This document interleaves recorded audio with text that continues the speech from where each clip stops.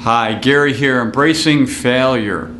You know, I was seeing this interview with Adam Levine, lead singer of Maroon 5, the other day, and he was talking about his beginnings, where, of course, now he's this mega star, especially when the song came out in 2011, Moves Like Jagger.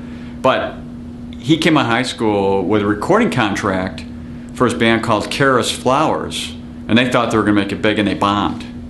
And then, he really talked about regrouping, renaming the band, and coming out with Maroon 5, and the rest is history. Really failed first and went on. And then I was thinking about Michael Jordan. He tries out in his sophomore year for the varsity basketball team, doesn't make it. In fact, he stays on junior varsity and works really hard for over a year, and in his junior year in high school makes the varsity team. Of course, goes on to North Carolina and on to the Chicago Bulls and becomes this megastar.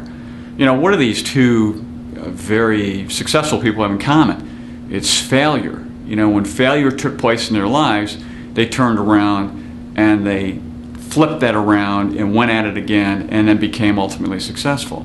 So I got to thinking about this, and I've been hearing about this grit study, grit questionnaire that Angela Duckworth has put out several years ago. Now, she had a recent TED Talk. It's about 6 minutes long, and got a little link here to it for you so you can look at it. It's quick.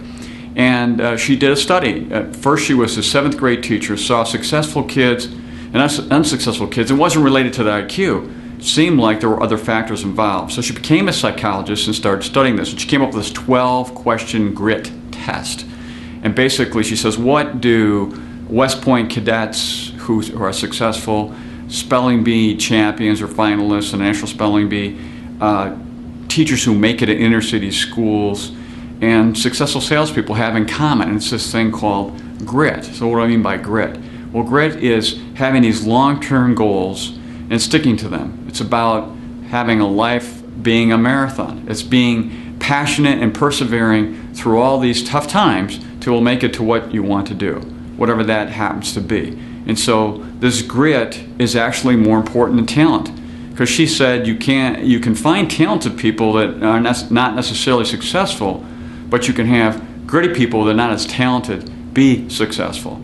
And I remember this too from my beginnings in sales, where the statistics were it took 6 no's before you got a yes for a lot of folks. And many of the salespeople just gave up after a while. But you had to keep moving on and so forth to get to that point.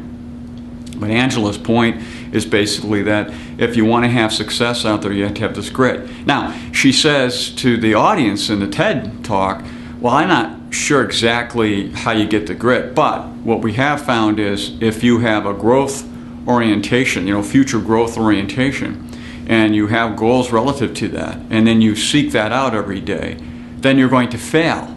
And she starts talking about failure. And you're going to fail, and as we say, you're going to fail often, but as you fail, you succeed down the road. You keep embracing failure. And a lot of folks don't want to do that. And in business, it's extremely important to embrace failure. You have to fail often and fail quickly, and then you get to those successes, and hopefully you get down the line and have a very successful business that keeps in business and keeps moving along down the road. Now, I would invite you to come to our seminar on taking charge of your wealth. Now, we've had over a dozen of them. We've had a lot of many failures along the way, meaning we've improved it. So should be hopefully good by now, and we'll keep improving as we go along, because we do really like to embrace failure as something that, as a firm, we found works for us. So we'd love to have you there. If not, please call us for a consultation. We'd love to talk to you. So until next time, enjoy.